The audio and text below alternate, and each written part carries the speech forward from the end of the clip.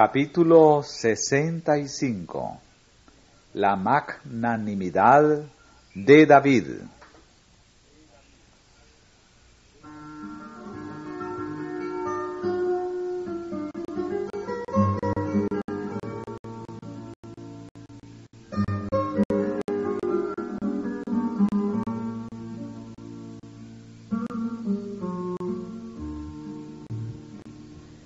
Después de la atroz matanza de los sacerdotes del Señor por Saúl, uno de los hijos de Ahimelech, hijo de Ahitod, que se llamaba Abiatar, escapó y huyóse a David. Y Abiatar notició a David cómo Saúl había muerto los sacerdotes de Jehová. Y dijo David a Abiatar: yo sabía que estando allí aquel día Doeg el idumeo, él lo había de hacer saber a Saúl. Yo he dado ocasión contra todas las personas de la casa de tu padre. Quédate conmigo, no temas. Quien buscare mi vida, buscará también la tuya. Bien que tú estarás conmigo guardado. Siempre perseguido por el rey, David no hallaba lugar de descanso ni de seguridad. En Keila, su valerosa banda salvó al pueblo de ser capturado por los filisteos, pero esa banda no estaba segura ni aun entre la gente que había salvado. De Keila se fue al desierto de Ziph. Durante ese tiempo, cuando había tan pocos puntos luminosos en el sendero de David, tuvo el gozo de recibir la inesperada visita de Jonatán, quien había sabido dónde estaba refugiado. Los momentos que estos dos amigos pasaron juntos fueron preciosos. Se relataron mutuamente las distintas cosas de su vida, y Jonatán fortaleció el corazón de David, diciéndole: no temas, que no te hallará la mano de Saúl mi padre, y tú reinarás sobre Israel, y yo seré segundo después de ti, y aun Saúl mi padre así lo sabe. Mientras conversaba de cuán maravillosamente Dios había obrado con David, el perseguido fugitivo fue muy alentado. Y entre ambos hicieron alianza delante de Jehová. Y David se quedó en el bosque, y Jonatán se volvió a su casa.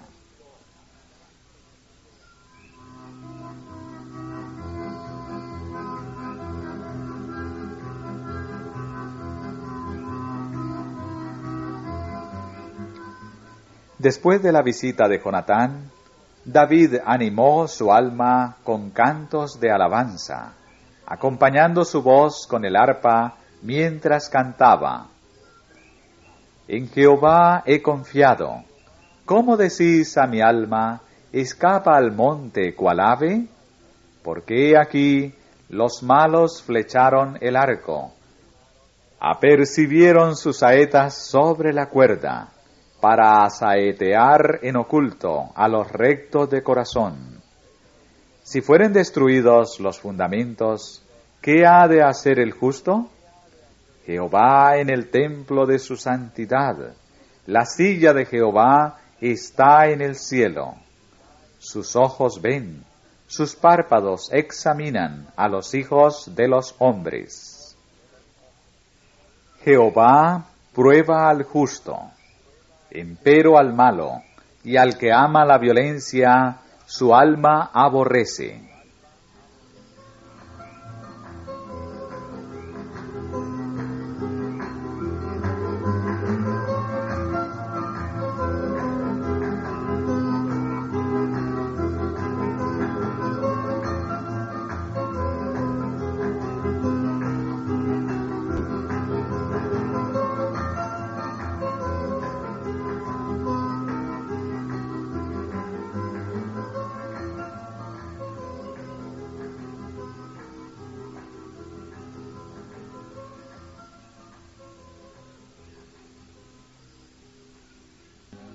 Los zifitas, a cuya región salvaje David había huido desde Keila, avisaron a Saúl en Gabaa de que sabían dónde se ocultaba David y que guiarían al rey a su retiro.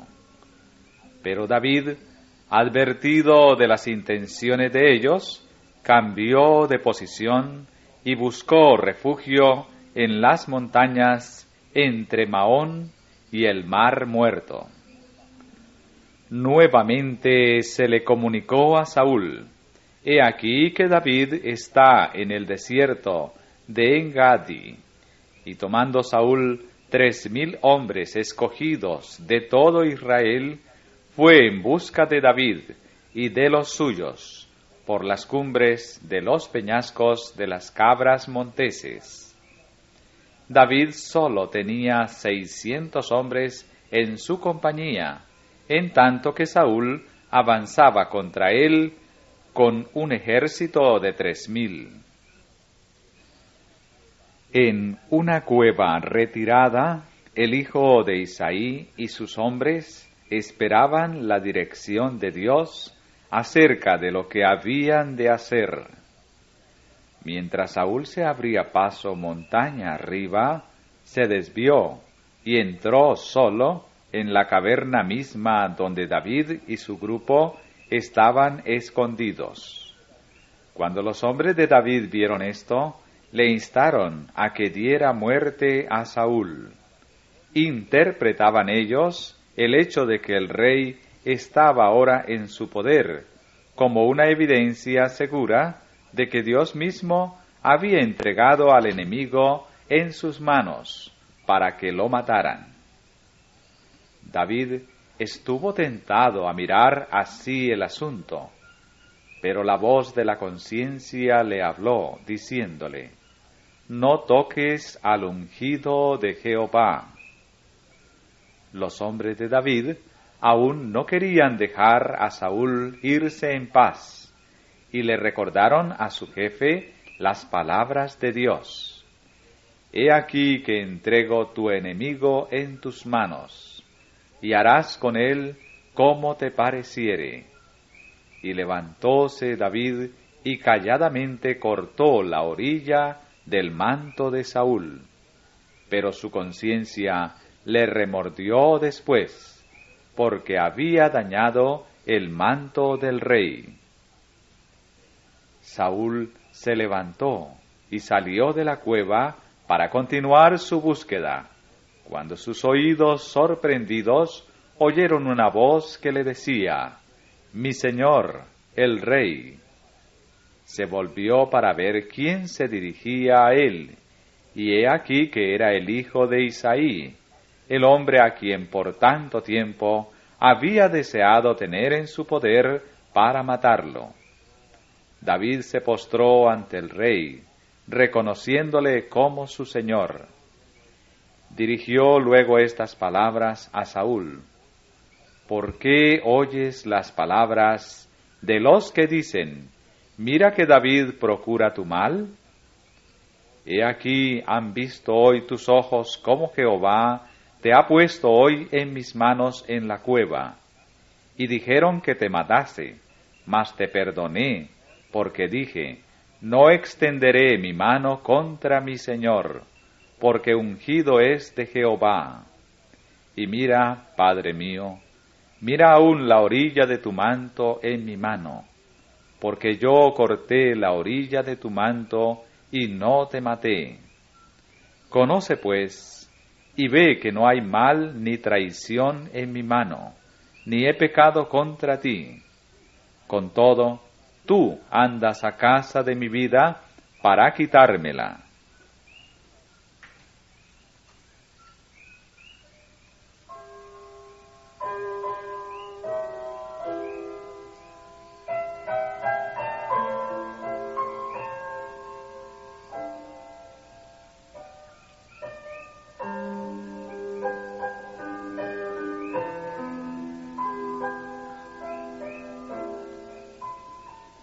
Cuando Saúl oyó las palabras de David, se humilló y no pudo menos de admitir su veracidad.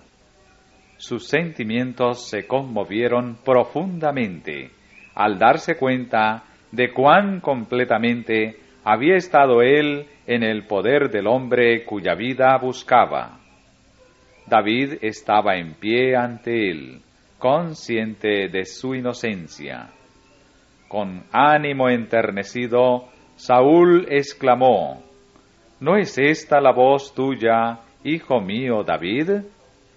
Y alzando Saúl su voz, lloró. Luego Saúl le dijo: Más justo eres tú que yo, que me has pagado con bien, habiéndote yo pagado con mal. Porque ¿quién hallará a su enemigo y lo dejará ir sano y salvo? Jehová te pague con bien por lo que en este día has hecho conmigo.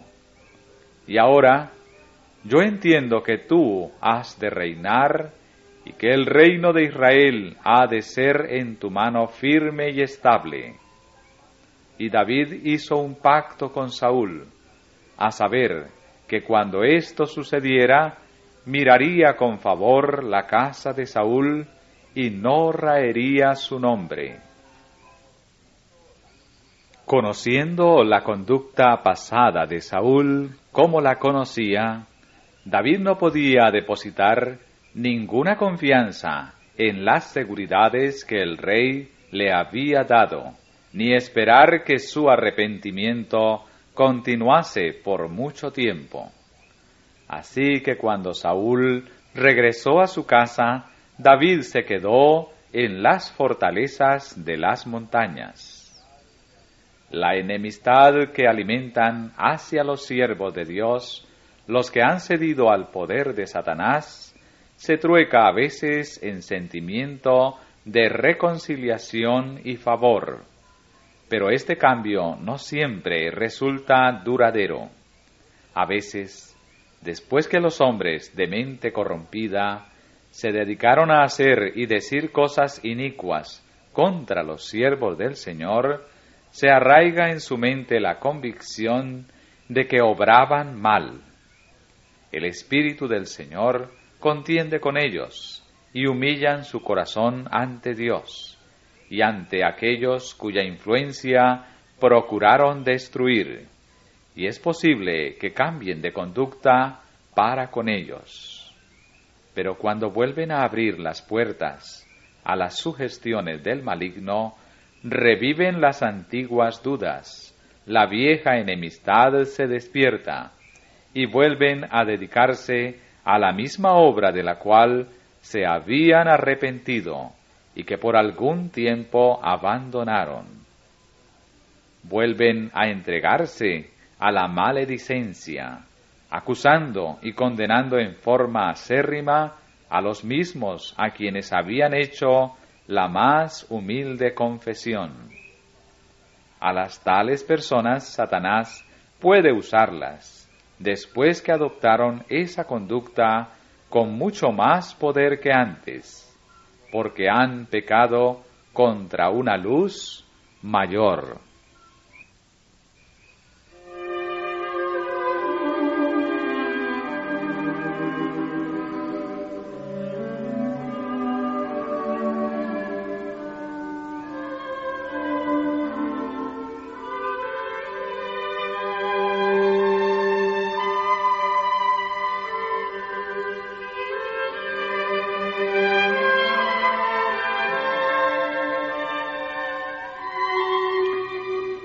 Y murió Samuel, y juntóse todo Israel, y lo lloraron, y lo sepultaron en su casa en Rama. La nación de Israel consideró la muerte de Samuel como una pérdida irreparable. Había caído un profeta grande y bueno, y un juez eminente, y el dolor del pueblo era profundo y sincero. Desde su juventud, Samuel había caminado ante Israel con corazón íntegro. Aunque Saúl había sido el rey reconocido, Samuel había ejercido una influencia mucho más poderosa que él, porque tenía en su haber una vida de fidelidad, obediencia y devoción. Leemos que juzgó a Israel todos los días de su vida. Cuando el pueblo comparaba la conducta de Saúl con la de Samuel, veía el error que había cometido al desear un rey para no ser diferente de las naciones que lo circundaban. Muchos veían con alarma las condiciones imperantes en la sociedad, la cual se impregnaba rápidamente de irreligión e iniquidad. El ejemplo de su soberano ejercía una vasta influencia, y muy bien podía Israel lamentar el hecho de que había muerto Samuel, el profeta de Jehová. La nación había perdido al fundador y presidente de las escuelas sagradas, pero eso no era todo. Había perdido al hombre a quien el pueblo solía acudir con sus grandes aflicciones, había perdido al que constantemente intercedía ante Dios en beneficio de los mejores intereses de su pueblo. La intercesión de Samuel le había impartido un sentimiento de seguridad, pues la oración del justo, obrando eficazmente, puede mucho. El pueblo creyó ahora que Dios le abandonaba. El rey no le parecía sino un poco menos que un loco. La justicia se había pervertido y el orden se había trocado en confusión.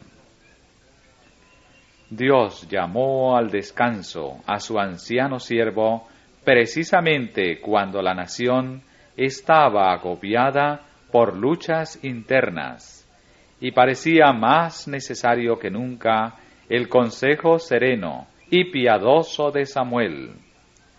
El pueblo se hacía amargas reflexiones cuando miraba el silencioso sepulcro del profeta y recordaba cuán insensato había sido al rechazarle como gobernante, porque había estado tan estrechamente relacionado con el cielo, que parecía vincular a todo Israel ante el trono de Jehová. Samuel era quien les había enseñado a amar y obedecer a Dios. Pero ahora que había muerto, el pueblo se veía abandonado a la merced de un rey unido a Satanás, que iba separándolo de Dios y del cielo. David no pudo asistir al entierro de Samuel, pero lloró por él tan profunda y tiernamente como un hijo fiel hubiera llorado por un padre amante. Sabía que la muerte de Samuel había roto otra ligadura que refrenaba las acciones de Saúl, y se sintió menos seguro que cuando el profeta vivía. Mientras Saúl dedicaba su atención a lamentar la muerte de Samuel, David aprovechó la ocasión para buscar un sitio más seguro y huyó al desierto de Parán. Allí fue donde compuso el Salmo 120 y el Salmo 121. En ese desierto desolado, sabiendo que el profeta estaba muerto y que el rey era su enemigo, cantó así: Mi socorro viene de Jehová, que hizo los cielos y la tierra. No dará tu pie al resbaladero, ni se dormirá el que te guarda. He aquí, no se adormecerá, ni dormirá el que guarda a Israel. Jehová es tu guardador, Jehová es tu sombra a tu mano derecha. El sol no te fatigará de día, ni la luna de noche. Jehová te guardará de todo mal, Él guardará tu alma. Jehová guardará tu salida y tu entrada, desde ahora y para siempre.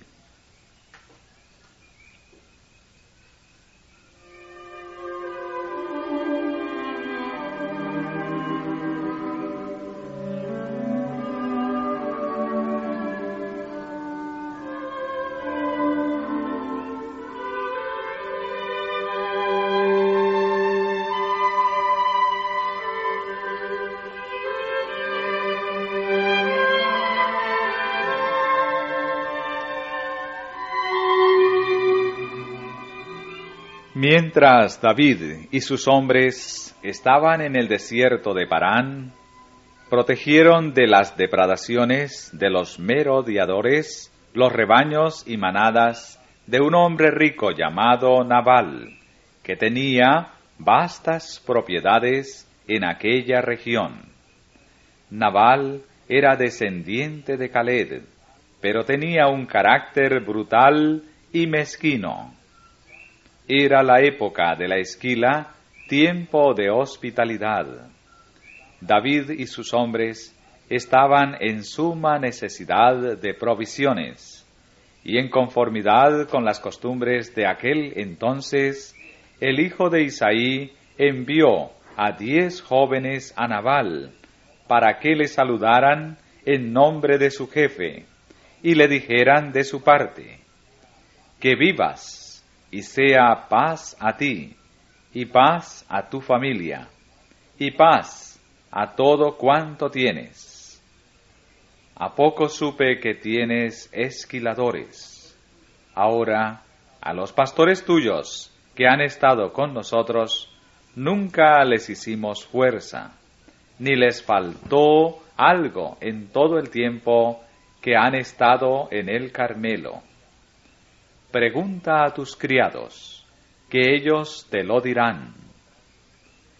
Hallen, por tanto, estos criados gracia en tus ojos, pues que vinimos en buen día. Ruégote que des de lo que tuvieres a mano a tus siervos y a tu hijo David. David y sus hombres habían sido algo así como una muralla protectora para los pastores y los rebaños de Nabal. Y ahora a este rico se le pedía que de su abundancia aliviara en algo las necesidades de aquellos que le habían prestado tan valiosos servicios. Bien podían David y sus hombres haber tomado de los rebaños y manadas de Nabal, pero no lo hicieron. Se comportaron honradamente, pero Nabal no reconoció la bondad de ellos. La contestación que envió a David delataba su carácter. ¿Quién es David? ¿Y quién es el hijo de Isaí? Muchos siervos hay hoy que se huyen de sus señores. ¿He de tomar yo ahora mi pan, mi agua y mi víctima que he preparado para mis esquiladores, y la daré a hombres que no sé de dónde son? Cuando los jóvenes regresaron con las manos vacías y relataron lo acontecido a David, éste se llenó de indignación. Ordenó a sus hombres que se preparasen para un encuentro, pues había decidido castigar al hombre que le había negado su derecho, y había agregado al daño insultos. Este movimiento impulsivo estaba más en armonía con el carácter de Saúl que con el de David.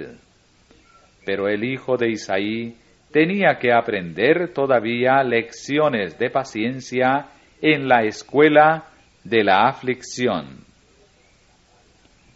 Después que Nabal hubo despedido a los jóvenes de David, uno de los criados de Nabal, se dirigió apresuradamente a Abigail, esposa de Nabal, y la puso al tanto de lo que había sucedido. He aquí, dijo él, David envió mensajeros del desierto que saludasen a nuestro amo, y él los ha zaherido.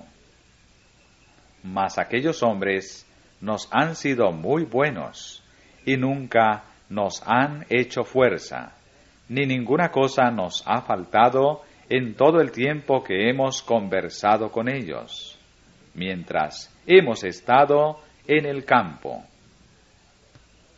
Hannos sido por muro de día y de noche, todos los días que hemos estado con ellos apacentando las ovejas. Ahora pues, entiende y mira lo que has de hacer, porque el mal está del todo resuelto contra nuestro amo y contra toda su casa. Sin consultar a su marido, ni decirle su intención, Abigail hizo una provisión amplia de abastecimientos y, cargada en asnos, la envió a David bajo el cuidado de sus siervos, y fue ella misma en busca de la compañía de David. La encontró en un lugar protegido de una colina, y como Abigail vio a David, apeóse prestamente del asno, y postrándose delante de David sobre su rostro, inclinóse a tierra, y echóse a sus pies, y dijo: Señor mío, sobre mí sea el pecado, mas ruégote, hable tu sierva en tus oídos, y oye las palabras de tu sierva. Abigail se dirigió a David con tanta reverencia como si hubiese hablado a un monarca coronado.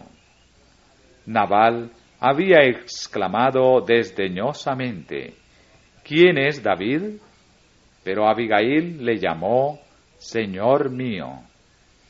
Con palabras bondadosas procuró calmar los sentimientos irritados de él, y le suplicó en favor de su marido.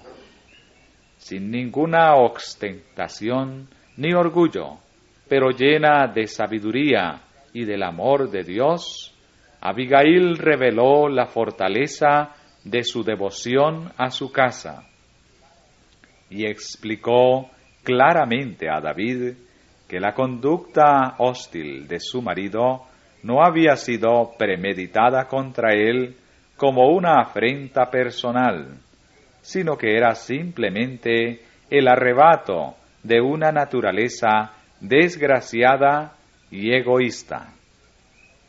Ahora pues, Señor mío, vive Jehová y vive tu alma, que Jehová te ha estorbado que vinieses a derramar sangre y vengarte por tu propia mano. Sean pues como Nabal tus enemigos, y todos los que procuran mal contra mi señor. Abigail no atribuyó a sí misma el razonamiento que desvió a David de su propósito precipitado, sino que dio a Dios el honor y la alabanza. Luego le ofreció sus ricos abastecimientos como ofrenda de paz a los hombres de David, y aún siguió rogando como si ella misma hubiese sido la persona que había provocado el resentimiento del jefe. Yo te ruego, dijo ella, que perdones a tu sierva esta ofensa, pues Jehová de cierto hará casa firme a mi señor, por cuanto mi señor hace las guerras de Jehová, y mal no se ha hallado en ti en tus días. Abigail insinuó el curso que David debía seguir. Debía librar las batallas del Señor. no debía procurar vengarse por los agravios personales, aun cuando se le perseguía como a un traidor. Continuó diciendo: bien que alguien se haya levantado a perseguirte y atentar a tu vida, con todo, el alma de mi Señor será ligada en el haz de los que viven con Jehová Dios tuyo. Y acontecerá que cuando Jehová hiciere con mi Señor, conforme a todo el bien que ha hablado de ti, y te mandare que seas caudillo sobre Israel, entonces, Señor mío, no te será esto en tropiezo y turbación de corazón, el que hayas derramado sangre sin causa, o que mi Señor se haya vengado por sí mismo. Guárdese pues mi Señor, y cuando Jehová hiciere bien a mi Señor, acuérdate de tu sierva.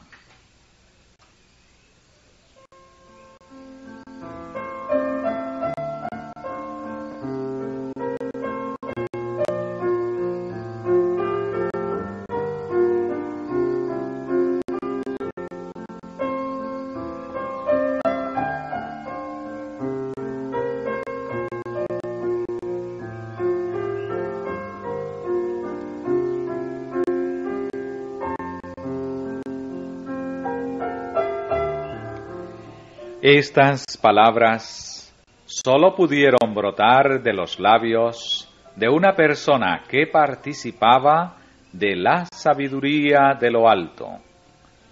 La piedad de Abigail, como la fragancia de una flor, se expresaba inconscientemente en su semblante, sus palabras y sus acciones.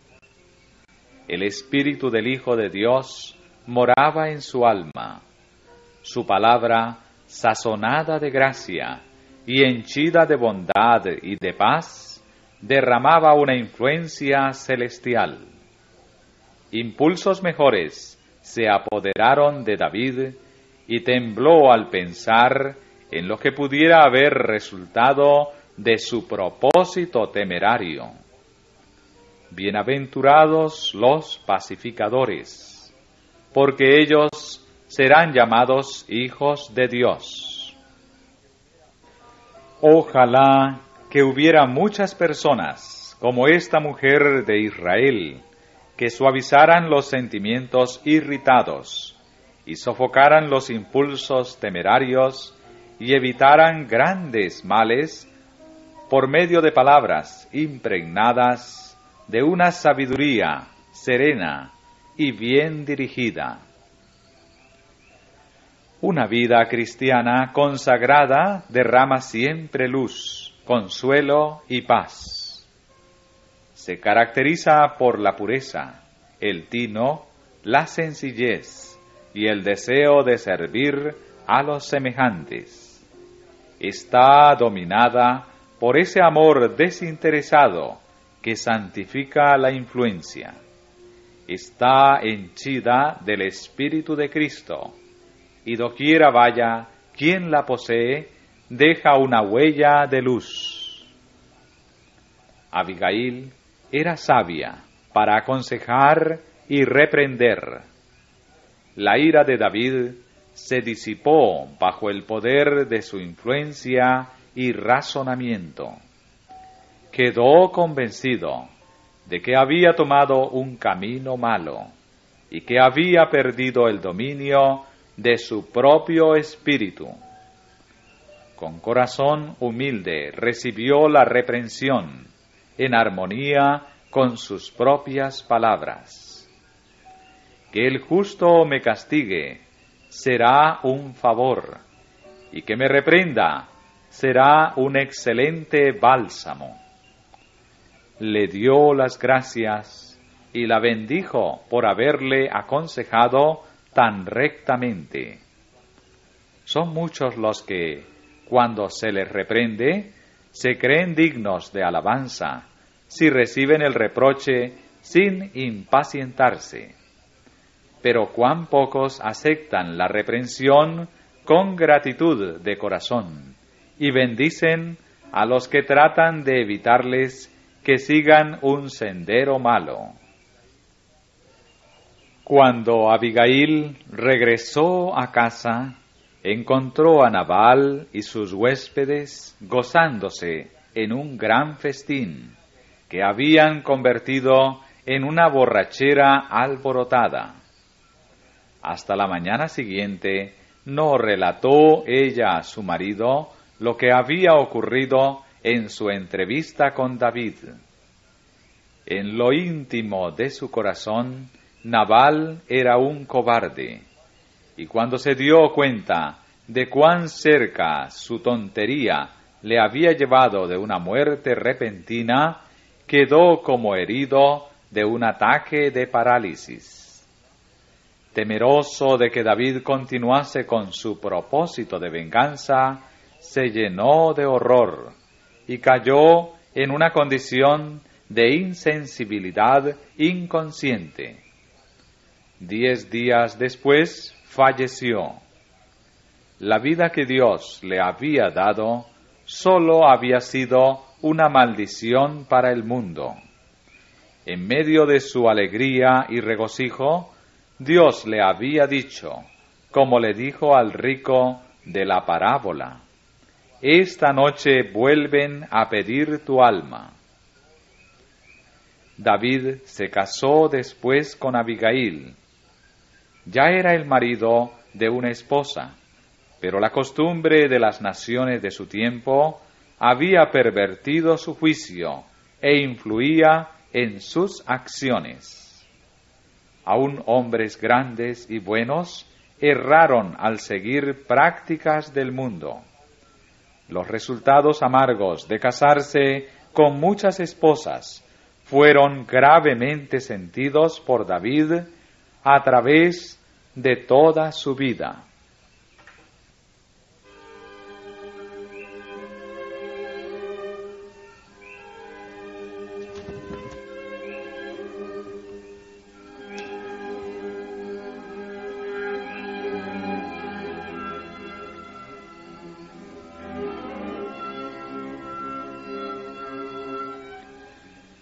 Después de la muerte de Samuel, David fue dejado en paz por algunos meses.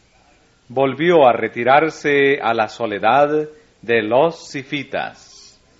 Pero estos enemigos, con la esperanza de obtener el favor del rey, le revelaron el escondite de David. Estas noticias despertaron al demonio de las pasiones que había estado adormecidas en el corazón de Saúl. Una vez más, reunió a sus hombres de armas y los dirigió en perseguimiento de David. Pero algunos espías de éste avisaron al hijo de Isaí que Saúl le perseguía otra vez. Y con unos pocos de sus hombres salió David a averiguar el sitio donde estaban sus enemigos. Ya era de noche cuando, avanzando sigilosamente, llegaron a un campamento y vieron delante de sí las tiendas del rey y sus sirvientes. Nadie los veía, pues el campamento estaba tranquilo y entregado al sueño. David invitó a sus amigos a que le acompañaran hasta llegar en medio de sus enemigos. En contestación a su pregunta, ¿quién descenderá conmigo a Saúl al campo?, dijo Abisai enseguida, yo descenderé contigo. Protegidos por las oscuras sombras de las colinas, David y su asistente entraron en el campamento del enemigo. Mientras trataban de averiguar el número exacto de sus enemigos, llegaron a donde Saúl dormía. Su lanza estaba hincada en la tierra, y había un jarro de agua a su cabecera. Al lado de él yacía Abner, su comandante en jefe. Alrededor de todos ellos estaban los soldados, sumidos en el sueño. Abisai levantó su lanza y dijo a David: Hoy ha Dios entregado a tu enemigo en tus manos. Ahora pues, herirélo luego con la lanza, cosiéndole con la tierra de un golpe, y no segundaré. Y esperó la palabra que le diera el permiso, pero sus oídos escucharon las palabras susurradas: No le mates, porque ¿quién extenderá su mano contra el ungido de Jehová y será inocente? Vive Jehová, que si Jehová no lo hiriere, o que su día llegue para que muera, o que descendiendo en batalla perezca, guárdeme Jehová de extender mi mano contra el ungido de Jehová. Empero toma ahora la lanza que está a su cabecera, y la botija del agua, y vámonos. Llevóse pues David la lanza y la botija de agua de la cabecera de Saúl, y fuéronse, que no hubo nadie que viese, ni entendiese, ni velase, pues todos dormían, porque un profundo sueño enviado de Jehová había caído sobre ellos. Cuán fácilmente puede el Señor debilitar al más fuerte, quitar la prudencia del más sabio y confundir la pericia del más cuidadoso. Cuando David estuvo a una distancia segura del campamento, se paró en la cumbre de una colina y gritó a voz en cuello a la gente y a Abner diciéndole: ¿No eres varón tú? ¿Y quién hay como tú en Israel? ¿Por qué, pues, no has guardado al rey tu señor? Que ha entrado uno del pueblo a matar a tu señor el rey. Esto que has hecho no está bien. Vive Jehová, que sois dignos de muerte, que no habéis guardado a vuestro señor, al ungido de Jehová. Mira pues ahora dónde está la lanza del rey y la botija del agua que estaba en su cabecera.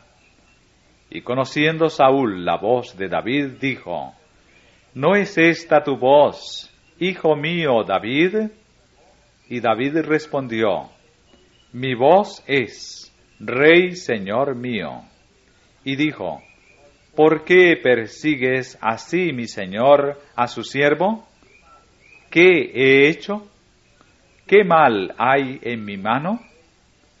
Ruego pues que el rey mi señor oiga ahora las palabras de su siervo. Nuevamente confesó el rey diciendo: He pecado. Vuélvete, hijo mío David, que ningún mal te haré más, pues que mi vida ha sido estimada hoy en tus ojos. He aquí, yo he hecho neciamente, y he errado en gran manera. Y David respondió y dijo: He aquí la lanza del rey, pase acá uno de los criados, y tómela. No obstante que Saúl había hecho la promesa: Ningún mal te haré, David no se entregó en sus manos. Este segundo caso en que David respetaba la vida de su soberano hizo una impresión aún más profunda en la mente de Saúl y arrancó de él un reconocimiento más humilde de su falta. Le asombraba y subyugaba la manifestación de tanta bondad. Al despedirse de David, Saúl exclamó: Bendito eres tú, hijo mío David.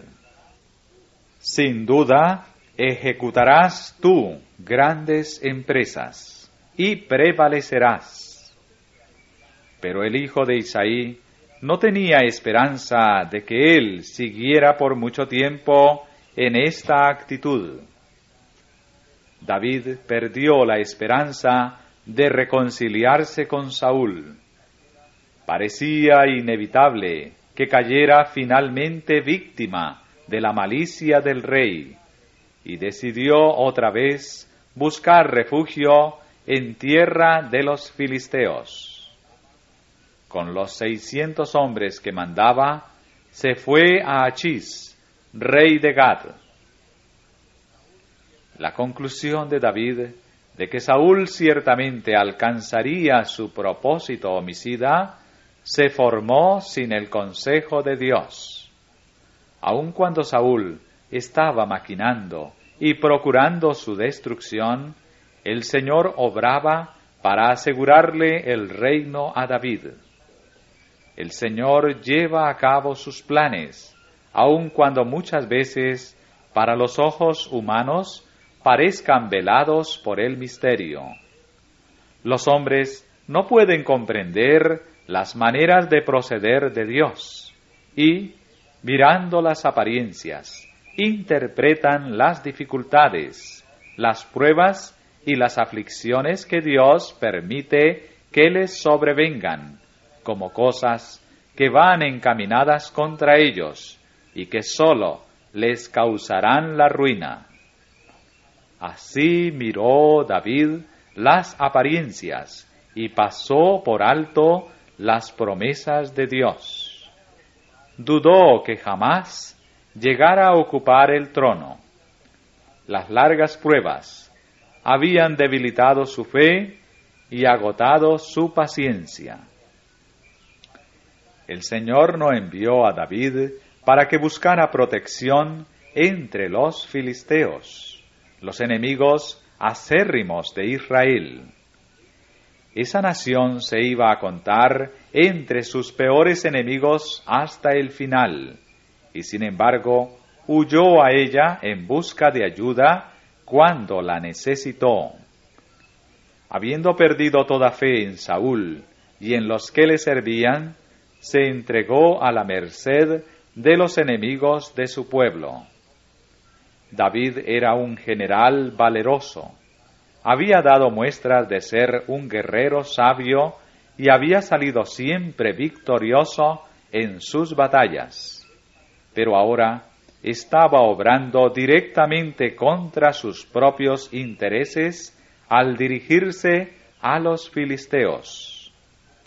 Dios le había designado para que levantase su estandarte en la tierra de Judá, y fue la falta de fe lo que le llevó a abandonar su puesto del deber sin un mandamiento del Señor.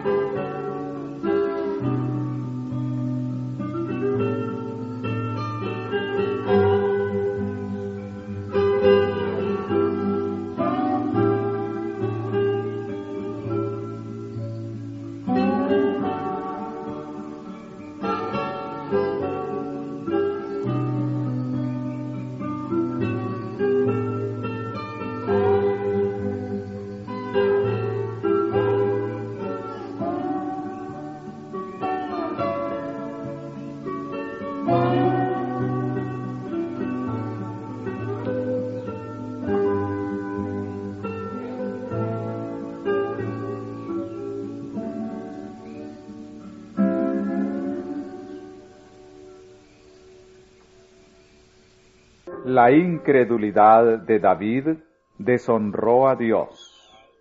Los filisteos habían temido más a David que a Saúl y sus ejércitos, y al ponerse bajo la protección de los filisteos, David les reveló las debilidades de su propio pueblo. Así animó a estos implacables enemigos a oprimir a Israel. David había sido ungido para que defendiera al pueblo de Dios, y el Señor no quería que sus siervos alentaran a los impíos, revelando la debilidad de su pueblo, ni aparentando indiferencia hacia el bienestar de dicho pueblo. Además, sus hermanos recibieron la impresión que él se había ido con los paganos para servir a sus dioses.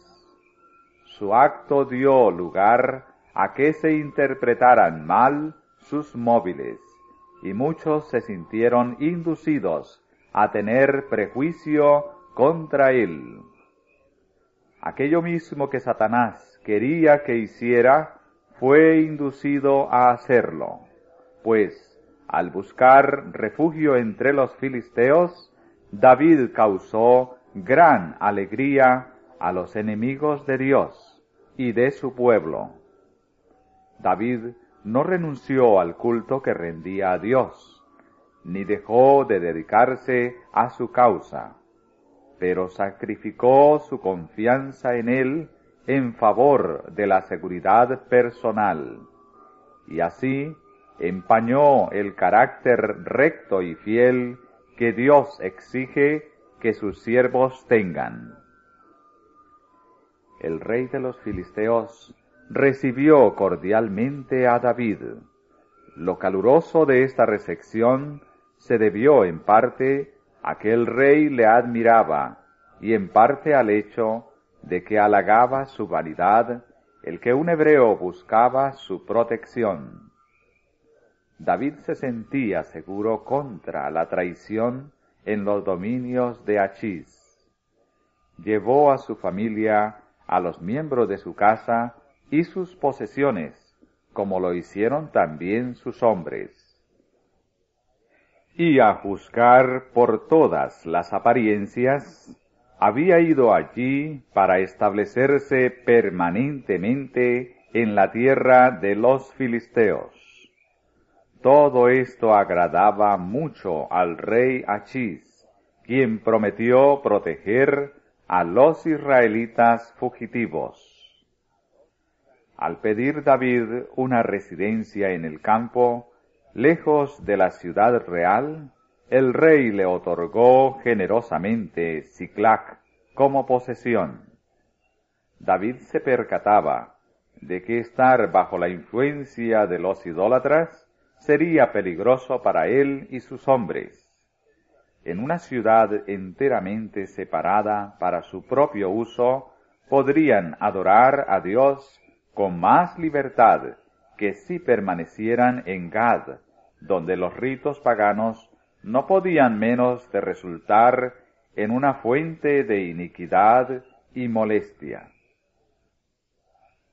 Mientras moraba en esa ciudad remota, David hizo guerra a los Gesureos, a los Jerseos y a los Amalecitas, sin dejar nunca uno solo vivo que llevara las noticias a Gad.